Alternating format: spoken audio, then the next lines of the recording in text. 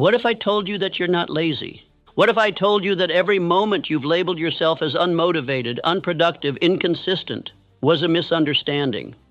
That the war you've been fighting wasn't because something's broken in you, but because something powerful in you hasn't been activated?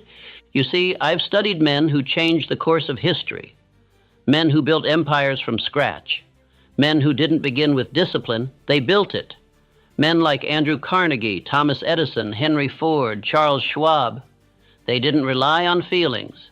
They didn't wait to be motivated. They didn't even start as the men we remember.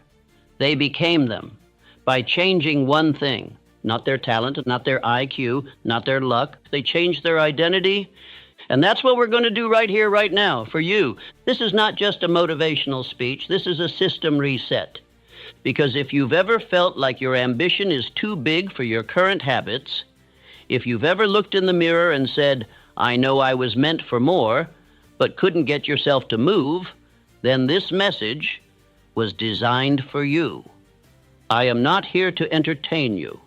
I am here to help you rewire your operating system so that laziness becomes foreign, and so that movement becomes automatic, so that discipline becomes your default. And the first step is belief. Belief that your current behavior is not permanent but programmable. Because the subconscious mind, the part of you that dictates 95% of your decisions, does not respond to what you want. It responds to what you repeat. It responds to what you believe, and it responds to the story you tell yourself daily. And until that story changes, your life will feel like a contradiction. Big dreams, small action, loud ambition, quiet execution. But today, we end the contradiction. Today we begin alignment. And today you stop calling yourself lazy and start speaking like a man who knows the truth. I was never lazy. I was misaligned. So stay with me from beginning to end. Not halfway, not in the background, fully, because you don't fix laziness with motivation. You replace it with ritual, with identity, with fire. And that's what we build right now. Let us begin. Let's be clear from the start. Laziness is not a character flaw. It is a pattern, a signal, a message from your mind and body that the current operating system is either misaligned, underpowered, or not emotionally connected to the mission at hand. And the dangerous part? Most men don't realize this. They don't question the pattern. They accept it. They believe the lie. I'm just lazy. But I'm here to tell you, laziness is not your nature. It's a misfiring of your internal program, a temporary detour. And if you can override it, if you can rewire the system that's been trained by years of hesitation, distraction, and unchallenged belief, you can become a force. A man who does not wait for the mood to move, but moves regardless of mood. Let's look at the most ambitious men I ever studied, Carnegie, Ford, Edison. None of them were born disciplined. Carnegie started as a bobbin boy in a cotton factory, working 12 hours a day, 6 days a week, for $1.20 a week. He wasn't passionate about bobbins, but he was ambitious. And even when he was exhausted, poor, and unknown, he moved. Because he knew that movement creates opportunity, and that repetition creates identity. Henry Ford was a farmer's son. He was not born a builder. He was not born an industrialist, but he saw something, a vision, and attached himself to it. The movement of machinery, the future of travel. He connected his ambition to execution. He didn't wait to feel inspired. He built discipline like a machine. He once said, if you think you can do a thing or think you can't, you're right. What was he saying? That belief creates movement, not the other way around. Laziness, then, is not the absence of effort. It is the absence of clear belief, clear alignment, a strong emotional why. And when your subconscious doesn't believe your goal matters enough, it shuts you down, not because it hates you, but because it doesn't trust you. That's why I say, you don't need to fight laziness. You need to remove the story that created it. The problem with most ambitious men who call themselves lazy is that they have a clear vision of who they want to be, but no system that leads them there. They dream of success, but live in reaction. They talk about freedom, but live on default. They admire discipline in others but have never installed it in themselves. And here's the deeper truth. No one will install it for you. No app, no book, no routine. Because discipline is not found in a tool. It is forged in decision, in repetition, in the rejection of the lazy story and the writing of a new one. The subconscious mind listens for certainty. It listens for command. If you say, "I'm just not consistent," it accepts. If you say, "I always quit after a week," it agrees. If you say, "I'm lazy, but I want to change," it hears the word lazy and programs accordingly. But what if you change the script? What if you said, "I am the kind of man who executes no matter how he feels"? What if you said, "I do the hard thing daily because my mission demands it"? What if you said, "I no longer ask for permission from my mood and I act because I said I would"? Your subconscious would respond in kind, because repetition with emotion is law. This is not wishful thinking. This is psychology. This is the science of autosuggestion, which I wrote about in Think and Grow Rich and witnessed in every great man I ever studied. Thomas Edison did not become the inventor of the light bulb by feeling motivated. He failed 10,000 times, but every failure was met with repetition, of belief, of action, of identity. He believed so deeply that he was the man who would bring light to the world that his subconscious refused to quit. His body followed what his mind had already decided. You must do the same, not with 10 steps, not with another self-help plan, with one decision: I will no longer call myself lazy. Say it out loud, right now. I am not lazy. I am untrained, and I train daily. I am not inconsistent. I am becoming the kind of man who follows through. I am not a quitter. I am a man who builds power through repetition. Say it again and again until the voice in your head changes its tone, because laziness is not a fixed identity. It is a reflection of your current programming, and programming can be rewritten. Let me give you a practical example. Charles Schwab, the steel magnate who rose under Andrew Carnegie, once said that the most powerful tool a man has is his ability to decide and act repeatedly without apology. He was not the smartest man in the room, but he moved, he acted, he repeated. While others hesitated, Schwab trained his system to take initiative before fear, delay, or fatigue could speak. And that habit made him indispensable. He didn't need to be the best. He needed to be the most willing to move. And so I ask you now, what if your laziness was not a weakness, but a signal? What if it was telling you, I need a new identity. I need a new emotional why. I need a new repetition system. Because the man who repeats power becomes power. You must rewrite what you say to yourself daily. You must stop labeling yourself as the old version and start acting like the upgraded one. And here's how you start. Every morning, speak your new identity aloud, even if it feels fake. Every time you hear the word lazy in your mind, interrupt it with fire. That's no longer who I am. And every night, reflect not on whether you felt like it, but on whether you acted anyway, because that is the measure of the builder. The man who does not ask his feelings for permission, but who acts because his identity demands it. That's how you rewire laziness. You kill the story, you feed the new one, and you repeat until discipline becomes automatic. Now let us go deeper and build the next layer of your execution identity. Every man who ever accomplished something extraordinary did not rely on feelings to guide him. He relied on structure. He relied on a system that didn't ask, how do I feel? But instead asked, what must be done? This is the core misunderstanding of ambition wrapped in laziness, the belief that great effort must first come from great motivation, that you need a surge of energy, a powerful wave of inspiration before you can begin. But let me be clear, discipline is not emotional. Discipline is ritual. And when ritual is installed, movement becomes inevitable. Let us return to the lives of the men I've studied and admired. Take Henry Ford. The man revolutionized the way the world moved. But how did he do it? not with emotion, with structure. The assembly line was not built because Ford had a good day.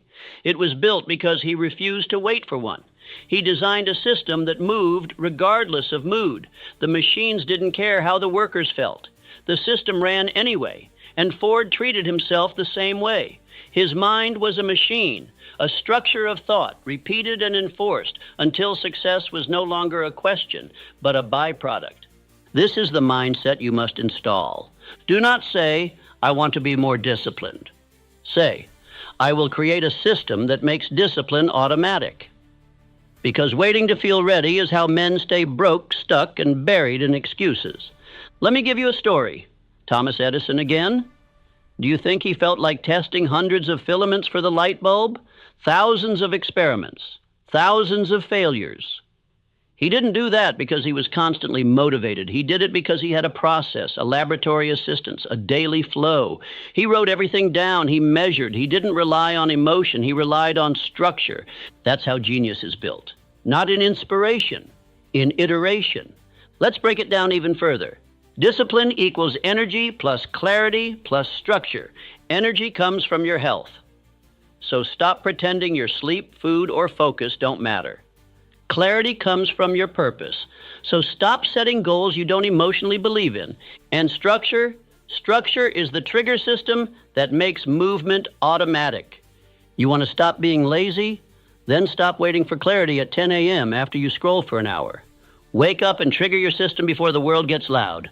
A simple system, 3 steps. Wake up. Don't check your phone. Speak your identity aloud.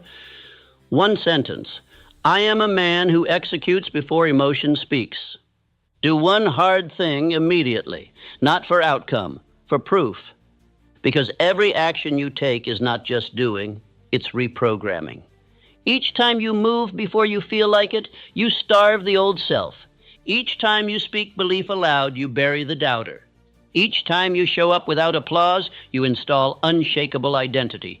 That's how discipline is built, not in bursts of effort, but in patterns. Let's bring in another example, Charles M. Schwab. He was Andrew Carnegie's right-hand man, not because he was the smartest, but because he had presence. And presence is built on repetition. Schwab was known to walk the factory floor not once, but daily. He'd check details, praise effort, enforce standards, every single day. Why? Because his system was consistency. And consistency created power. That's what you must do now. Stop calling yourself lazy. Start calling yourself in training. Stop waiting to feel like it.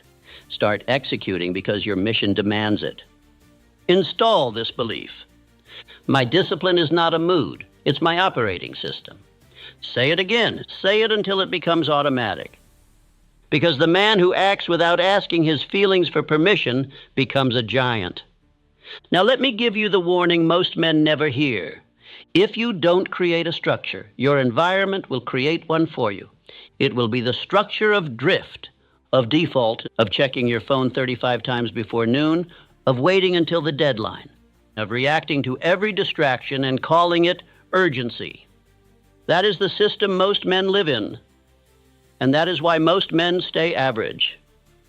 But you are no longer average. You are rebuilding your pattern. You are installing execution. And here is the rule of installation. Do it daily. Do it first. Do it anyway. First, not before the world gets a vote. Anyway equals regardless of how you feel. Daily equals until the pattern owns you. Do this for 1 week, and your mind begins to shift. Do it for 1 month, and your identity begins to rebuild. Do it for 90 days, and the man who once called himself lazy no longer exists. He has been replaced by the builder, the man of structure, the man of decision. That is who you are becoming. And all it takes is 1 move without feeling. Now let's go even deeper into how to rewire your reward system and make execution feel better than delay. You are not lazy. You are well trained. You've trained your brain over years through repetition to feel good when you avoid the hard thing, when you delay, when you scroll, when you postpone your mission in favor of short-term pleasure. And what is repeated with emotion becomes installed. So let us now rewire what your brain calls reward. Because here's the truth. You don't need more willpower. You need better wiring. Most men reward themselves for avoiding discomfort. You hit snooze, your body relaxes. You skip the workout, your mind sighs in relief. You don't make the call, and fear temporarily disappears.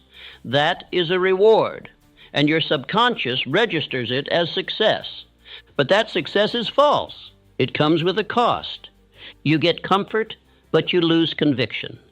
You feel safe, but you lose power. You protect your emotions, but you sabotage your identity. And identity, my friend, is everything. The question is not, how do I become motivated? The question is, how do I change what I celebrate? Let me give you a story. Andrew Carnegie, the steel tycoon who mentored me, understood this principle before neuroscience ever proved it. When I asked him how he managed so many men, how he inspired loyalty and productivity at a scale few could imagine, he said this: "Mr. Hill, men don't move for money alone. They move because of who they believe they are becoming under your leadership." Carnegie made his men feel like builders, like contributors to something greater. He celebrated effort. He praised boldness. He installed the reward of identity, not just outcome. That's what you must do now for yourself. Stop celebrating comfort. Start rewarding courage. Stop celebrating ease. Start rewarding initiation. Every time you start before you're ready, that is the new dopamine. Every time you move without motivation, that is your new applause. But don't just wait to feel proud. Create a ritual to enforce the reward. After you complete the hard thing, so say it out loud, "That's who I am now." After you say no to delay, write it down, "Today I starved the old self." After you face the resistance, breathe deep and smile. "This is the fire that forges my future." You think this is small? That's because you don't yet realize how much your subconscious craves reinforcement. Every act must be followed by identity, because your brain builds from pattern. Let me give you another example. Thomas Edison. He failed publicly, repeatedly, relentlessly on the path to the light bulb. But after every failure, he didn't say, "I'm not good enough." He said, "I found another way that won't work." Do you see the difference? He reframed failure as forward motion. And because he rewired the meaning, he never burned out. He trained his mind to seek the process, not just the result. That's what we're doing now. You're not working harder. You're rewiring faster. You're linking pain to laziness and pleasure to movement. Let me show you a simple rewiring technique.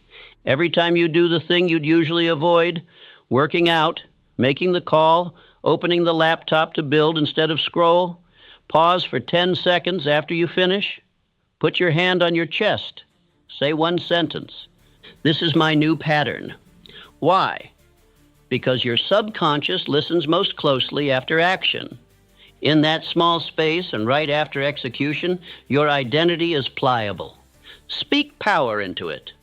And do this again and again until your nervous system associates action with identity. Let me take you now to Charles M. Schwab. When he became president of U.S. Steel at just 35 years old, managing thousands of men and billions of dollars, do you think he did it because he had more talent?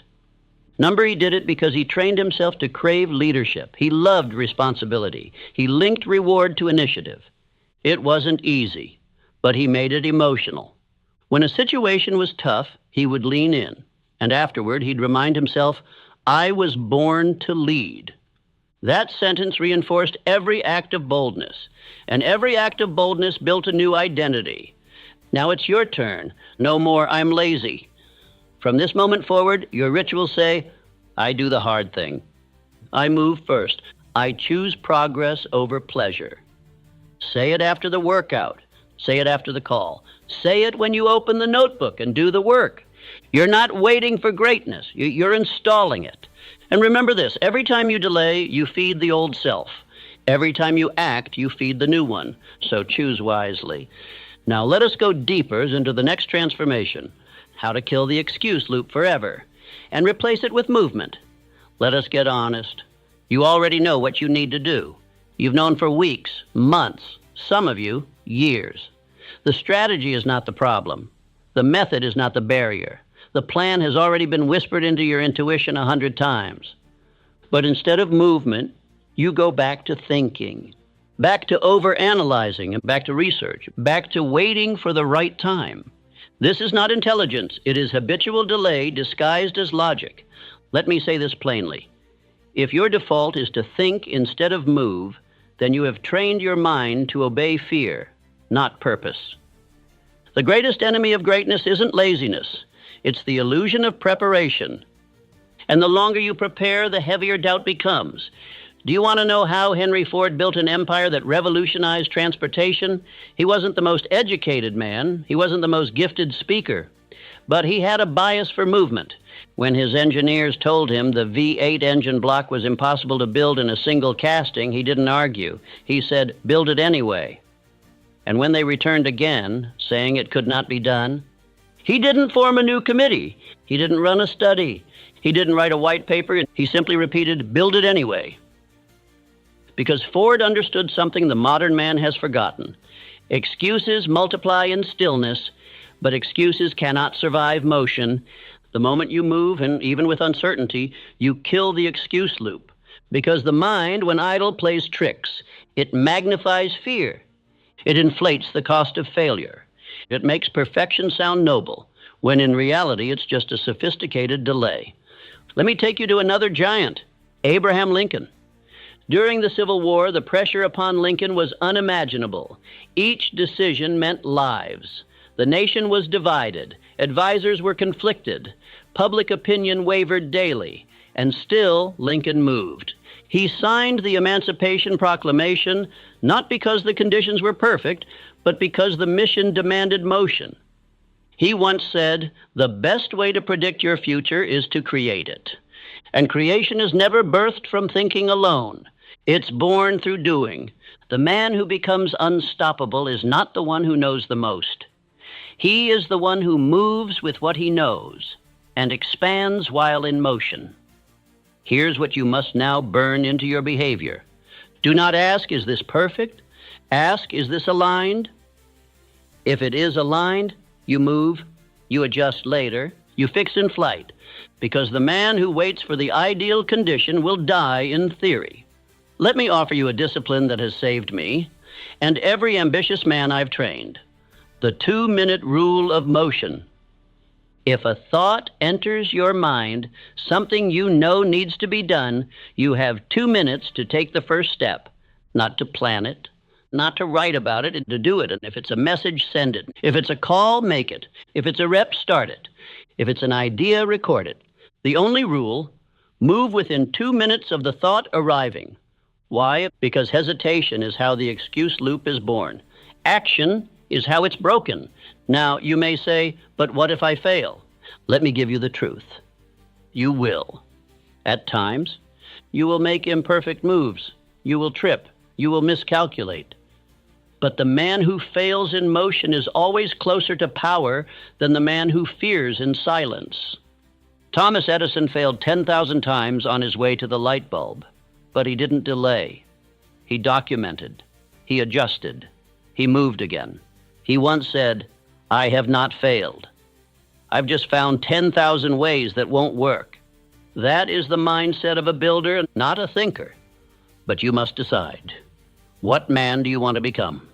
The one who imagines power, or the one who moves in power even before he's ready? Let me speak this into your soul now.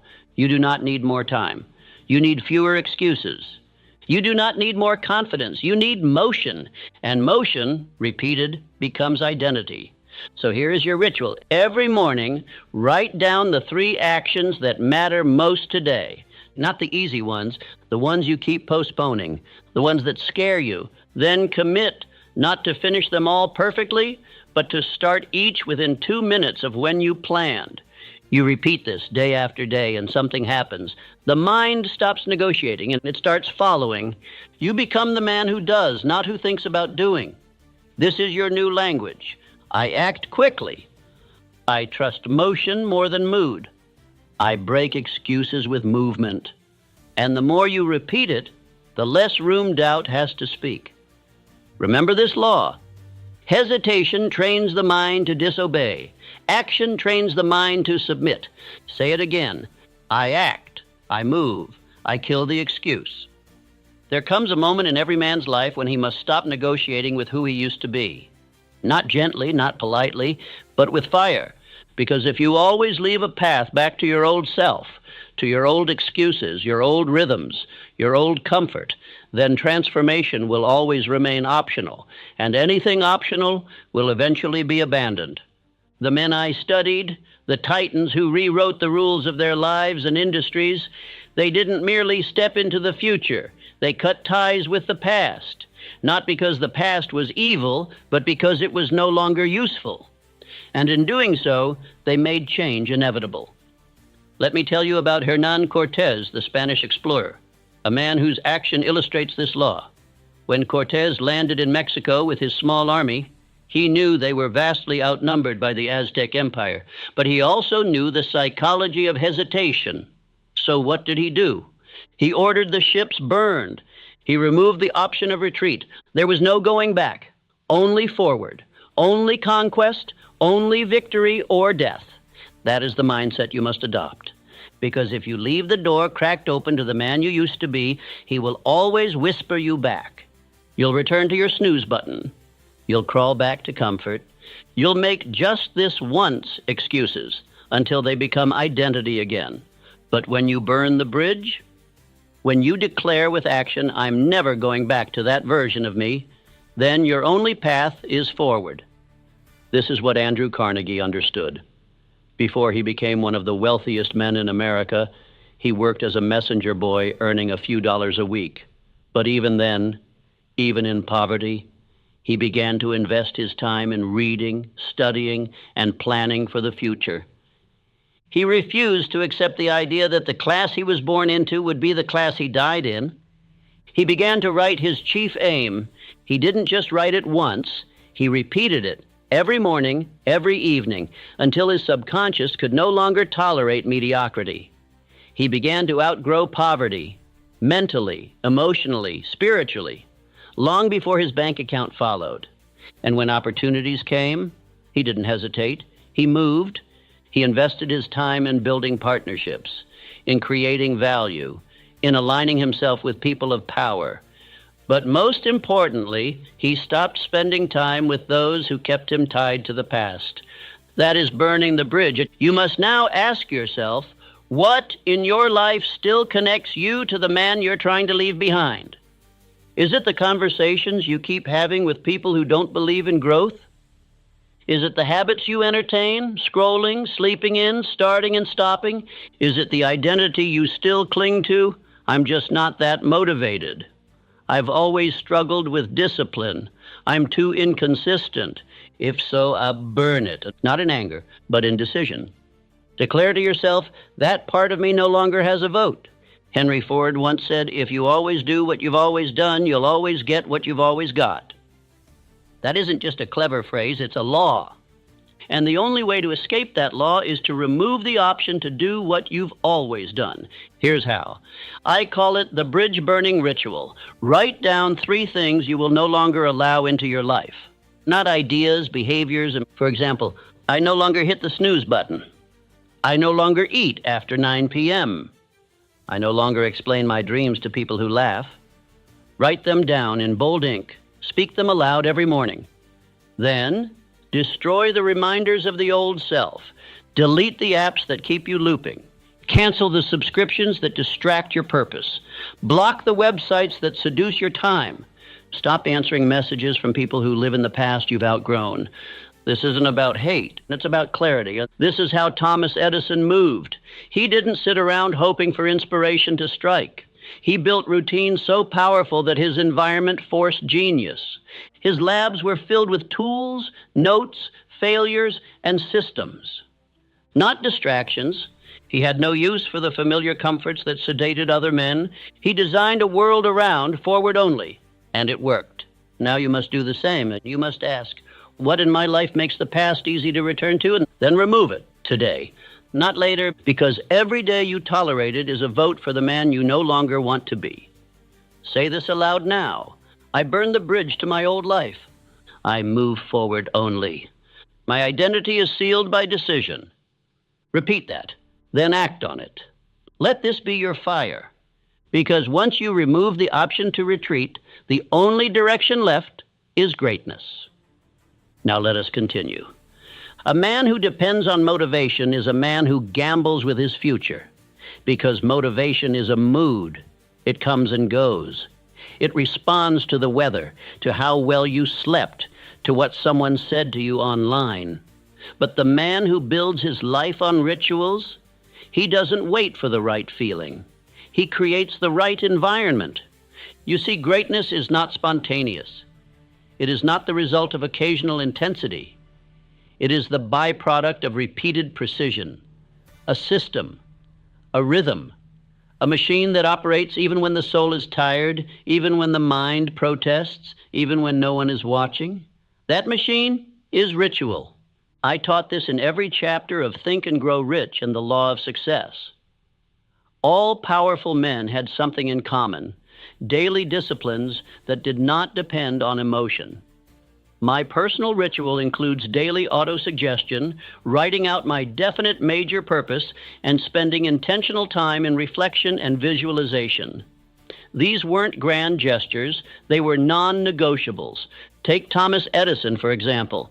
Edison did not wait to feel inspired to experiment. He showed up, he repeated his process. He didn't view failure as a dead end, he viewed it as part of the equation. His ritual was relentless repetition. Each failed attempt was simply another layer of learning. And because he stuck to the rhythm, he built 1,000 inventions, not with genius, but with consistency. Ask yourself now, do you have a system? Or do you wake each day hoping for inspiration to find you? If your days are built on randomness, your results will be too. But if your days are built on ritual, your identity will begin to transform automatically. Let's talk Henry Ford. Ford didn't revolutionize the automobile industry by dreaming bigger. He did it by designing a repeatable system, the assembly line. He saw that if he could break down the process into small, automatic steps, steps that could be repeated daily, with minimal variation, he could scale excellence. Apply this to yourself. Your habits are your personal assembly line. Every morning ritual, every evening routine, every hour of structure. It is not about perfection. It's about creating an environment where progress is inevitable. But here's the key. Your rituals must be built to reflect your identity, not just your goals. You want to become disciplined? Then act like a disciplined man, not occasionally, but every single day. You want to become focused? Then eliminate decisions that drain your energy. Wear the same clothes, eat the same meals. Plan your day the night before. Automate what doesn't matter so you can concentrate on what does. Charles M. Schwab, the steel magnate and protege of Andrew Carnegie, carried a small notebook with him at all times. In it, he wrote down the 6 most important tasks for the next day, ranked in order of priority. He learned this from his productivity advisor, Ivy Lee, who promised that if Schwab followed this system, his entire company would become more productive. And it worked. Why? Because Schwab stopped relying on motivation. He outsourced his memory to ritual. The notebook made his decision-making automatic.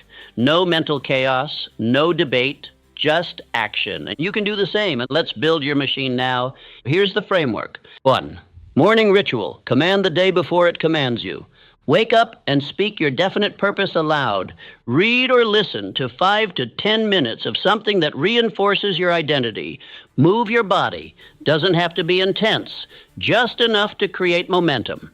Visualize your most important win of the day and emotionally commit to finishing it.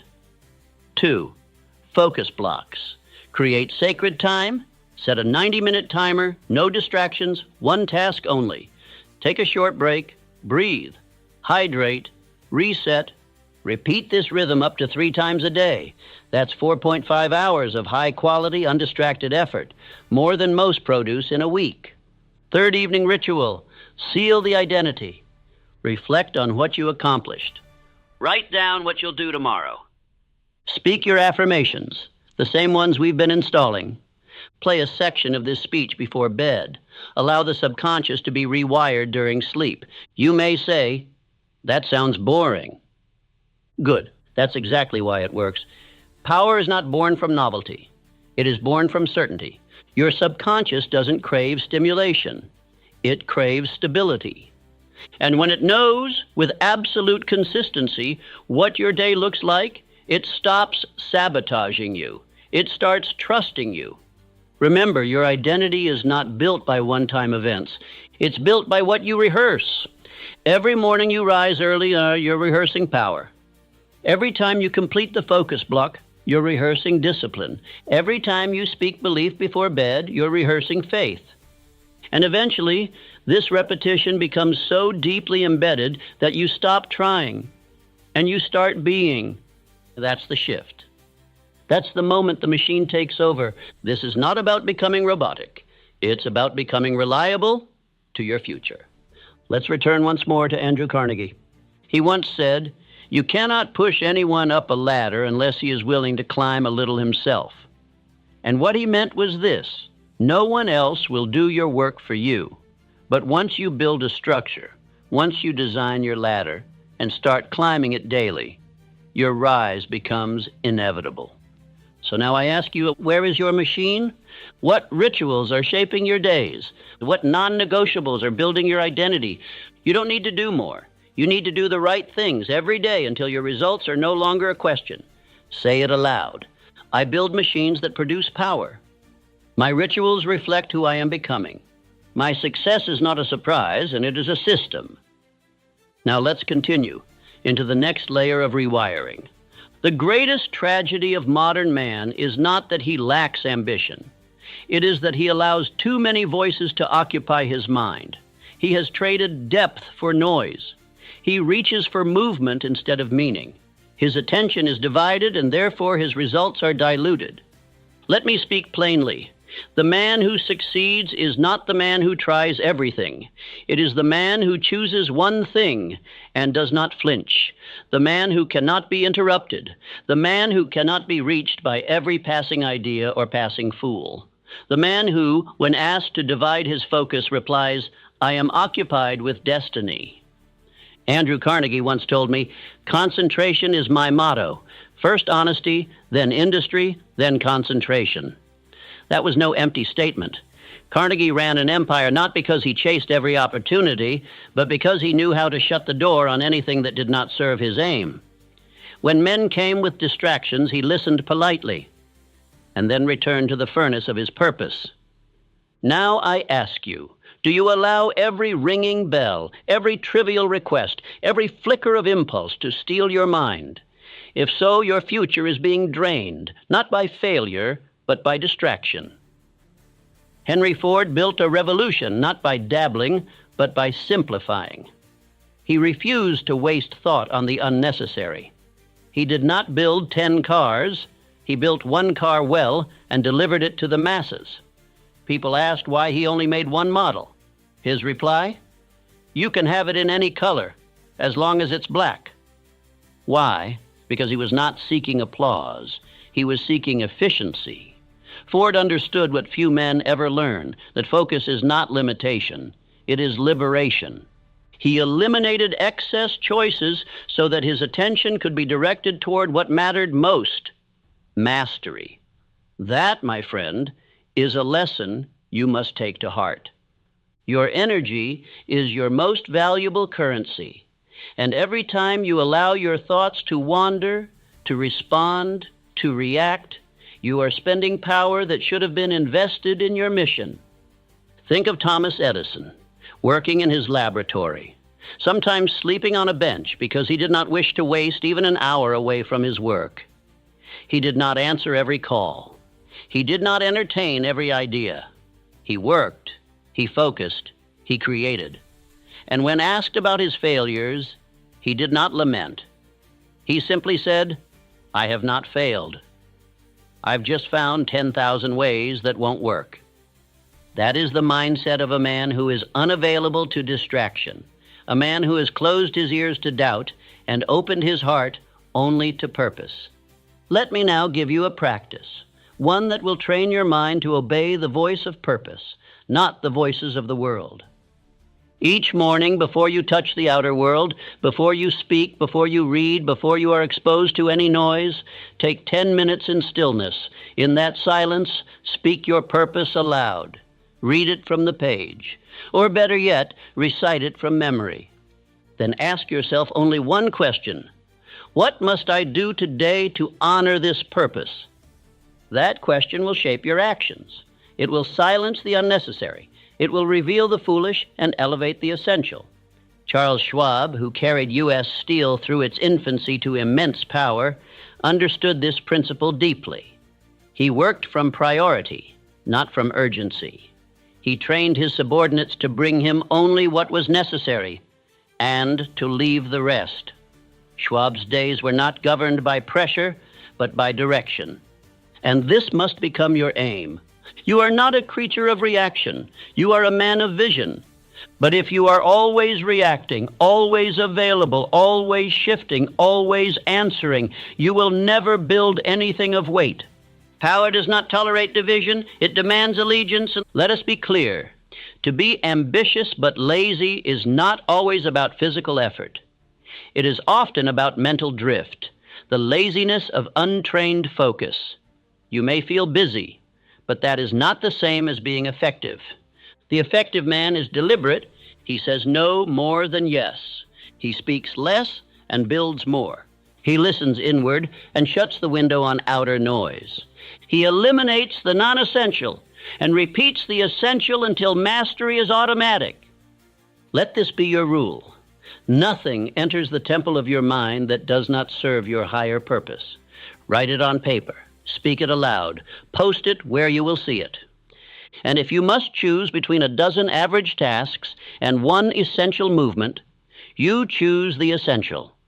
For the world is full of busy men and poor ones, but the man of wealth, in mind, in spirit, in fortune, is the man of focus. Say it aloud. I do not divide my focus. I do not entertain distractions. My purpose is the loudest voice I hear. Now I will leave you with this image. A man walking a tightrope cannot afford to glance at the crowd. He must keep his eyes fixed, forward, unmoving, not because he is afraid of falling, but because he has decided to cross. You are that man, and your future is the rope. Keep your eyes forward and walk. Let us now proceed to the next movement of this reformation. There is no greater secret in the making of men than this. You are what you repeat, not once, not in bursts of emotion, but daily, silently, relentlessly. If a man speaks weakness often enough, it becomes his name. If he repeats doubt with conviction, it becomes his law. And if he tells himself he is tired, incapable, too late, too broken, then even the strongest ambition will die quietly under the weight of his own tongue. But here is the power you must now seize. Your subconscious mind does not argue with you. It obeys, and what you feed it, it becomes. Feed it fear, and it builds a prison. Feed it power, and it builds a kingdom. That is why I say this. You must speak only what you desire to become, not what you fear, not what you feel, what you intend to be. When I sat with Andrew Carnegie, the first lesson he gave me was not about wealth, nor steel, nor strategy. It was about autosuggestion. He said, Mr. Hill, no man becomes powerful by accident.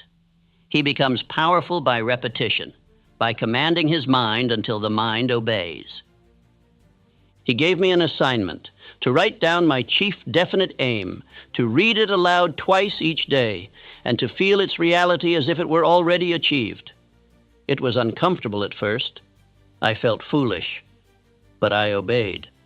And slowly the words began to shape my inner world.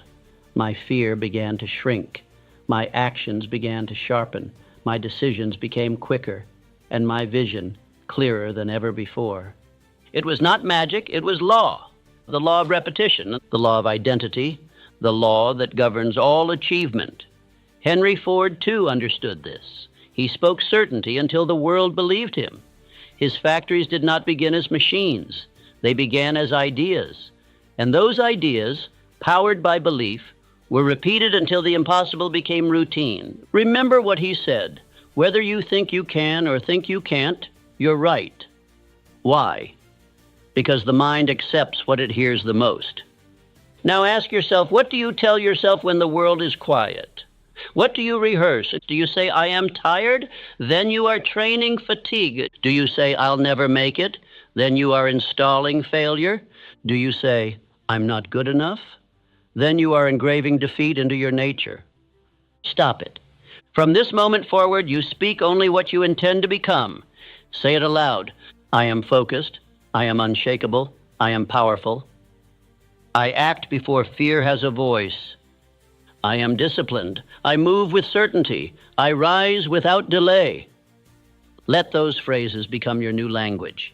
Do not say them once and expect change. Repeat them every morning, every evening, with fire, with belief, until they feel less like words and more like identity. That is how Thomas Edison worked. He did not simply tinker with inventions. He lived in belief. When the world called him mad, he called himself certain. He refused to speak failure. Even after thousands of so-called mistakes, he said, I have not failed. I have simply discovered what does not work. That is not optimism. That is identity. You must build the same. Build it in the mirror, not with thoughts, but with declarations. Build it in your posture, by standing as the man you intend to be. Build it in your decisions, by moving without apology. Build it in your silence, by refusing to let old thoughts speak louder than your aim. The subconscious cannot distinguish between imagination and reality, but it can distinguish between weak repetition and dominant belief. So speak your new name with power, with clarity, with emotion. Do not worry if you do not feel it yet. Speak it anyway. Do not wait until the world believes it. Speak it anyway. Do not ask for permission. Speak it anyway. For your words are not commentary. They are commands. Charles Schwab rose not because of pedigree, but because he carried himself like a man of vision. He spoke belief. He instilled certainty in others. And that certainty turned the tides of industry. What can your certainty do? What future is waiting to be built? If only you would speak like a man who already owns it. Let me give you this command. From this day forward, you will not rehearse failure. You will not repeat fear. You will not practice doubt. You will install belief. You will rehearse victory. You will build identity through repetition. You will repeat this speech not once, not when you feel like it, but daily. Because your identity is not chosen once, it is built through repetition. Say it now. I do not speak weakness. I do not entertain doubt. I am becoming the man I speak of. Say it again and again, because the voice you repeat the most becomes the voice your mind obeys. And the man who rewires his identity rewrites his destiny. Repetition is the chisel of the soul. It carves belief. It shapes identity. It sharpens aim. And whether you realize it or not, you are practicing something every day. Either you are practicing strength or you are rehearsing weakness. There is no neutral. The man who is ambitious but lazy has not failed because he lacks desire. He has failed because he has rehearsed disconnection from his desire. He dreams greatly, but his daily repetitions are small, unaligned, random, emotional. And over time, those small misalignments have written themselves into the language of his subconscious mind. But the good news is this: repetition can be rewritten. Repetition can be redirected. Repetition can be reclaimed. You see, when I studied the greats, Andrew Carnegie, Henry Ford, Thomas Edison, Abraham Lincoln, Charles Schwab, I found not just stories of triumph, but stories of discipline, stories of habits, patterns of thinking, rituals of behavior. None of these men were perfect, but they were predictable. Predictable in their routines, predictable in their self-talk, predictable in their commitment to the vision, regardless of how they felt. Let us begin with Henry Ford, a man who revolutionized industry not through chance, but through process. Every morning he began his day with the same objective: progress. He believed in efficiency, not only in machines, but in thought. He refined his thinking the way he refined his assembly line, removing clutter, tightening focus, installing simplicity. That, my friend, is repetition with purpose. Ford once said, "Thinking is the hardest work there is," which is probably the reason why so few engage in it. But he didn't mean random thinking. He meant deliberate thought, structured thought, the kind of thought that comes from rehearsing a definite aim every day. Now let us look to Thomas Edison, the master of failure. Why? Because he understood repetition better than any man I ever met. Over 10,000 failed attempts to invent the light bulb, yet never once did he call himself a failure. He saw each trial as rehearsal, each test as part of the rhythm, because his belief had already been installed. Edison once said, "I never had a failed experiment. I've just found 10,000 ways that won't work." That is not just resilience, that is trained identity. A man who practices belief until failure becomes powerless. You must begin to practice in the same way. Begin each morning by speaking your belief aloud, not casually, not timidly, but as if your life depends on it, because it does.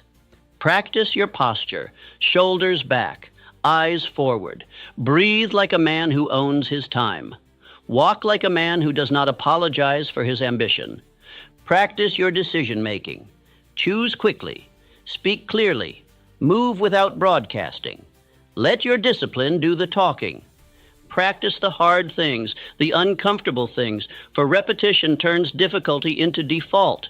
And when difficulty becomes your default, you become unstoppable.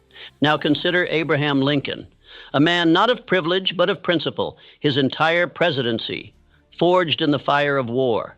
Every day new chaos, every hour new pressure. And yet, Lincoln practiced silence. He practiced stillness. He practiced reflection and clarity and long-term vision, even when the world demanded haste and noise. He was not brilliant because of his mind alone. He was brilliant because of his rehearsed strength. A man of law, yes, but also a man of inner law. And that is what you must now build. Your outer world is merely a reflection of your practiced inner world. If you want to rewire your laziness, you do not wait for motivation. You build rhythm. You build ritual. Wake up at the same time every day. Speak your law. Practice focus. Eat like a builder. Move like a warrior. Write like a thinker. And repeat over and over and over again. Do not chase variety. Chase identity.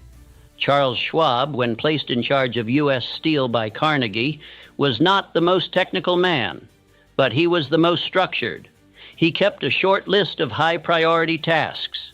He taught his men to repeat the basics, master the fundamentals, ignore the noise, and in doing so, he became irreplaceable. You must now do the same. Do not add more, do less, but better. Repeat with excellence. Do not rely on emotion, train rhythm. Do not wait for change to feel right. Repeat until it becomes natural. You are not weak. You have simply practiced weakness. But now you will practice power. Say this aloud. I repeat strength until strength becomes second nature. I train my mind through rhythm, not mood. My identity is shaped by what I rehearse. And let these statements become your new daily laws. Because repetition is not glamorous, but it is divine. It is the invisible force behind every empire. It is the tool used by every man who ever rose from obscurity to immortality. Repeat this speech daily. Repeat your laws nightly. Repeat your belief endlessly. And soon, you will look in the mirror and no longer recognize the old man. You will see the man who is hidden beneath the dust of inconsistency.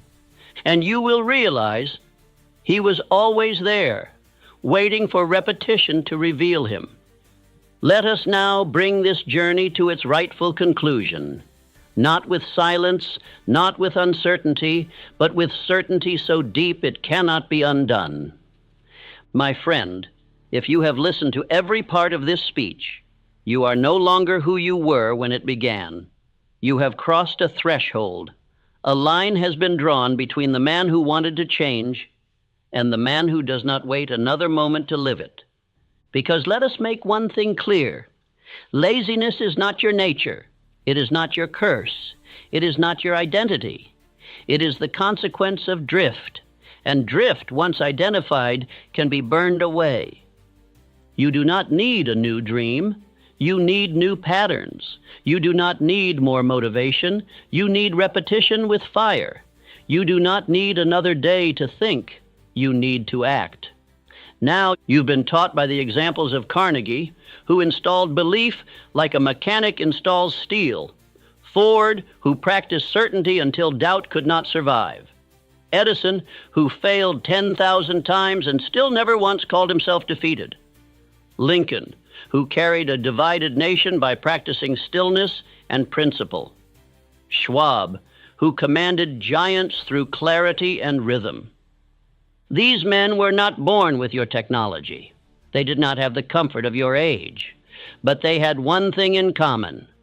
They decided. And once they decided, they repeated that decision with such discipline, the universe had no choice but to respond. And so now I say to you, repeat this speech. Play it not once, but until its words become your nature. Repeat it in the morning, before the world tries to shape your thoughts. Repeat it at night, when the day has tried to pull you away from your fire. And most importantly, repeat your own laws daily. Each morning, speak one of the 10 laws aloud. Let it enter your bloodstream, and let it become your compass, and let it become your identity. And do not stop. Not when it gets hard, not when you feel tired, not when the fire grows quiet, because repetition is how giants are formed, how dynasties are built, how laziness is unlearned, and power is installed. You are not the man who drifts. You are not the man who delays. You are the man who decides. Say it now with full conviction. I repeat power. I rehearse purpose. I act without asking permission. I was not made to wait. I was made to build. This is the man I am, and I do not look back. And now, you know the mind must be shaped. You know power must be practiced. And you know the man you are becoming depends on what you repeat. So walk in that repetition, walk in that fire, and let the world watch as you become unrecognizable.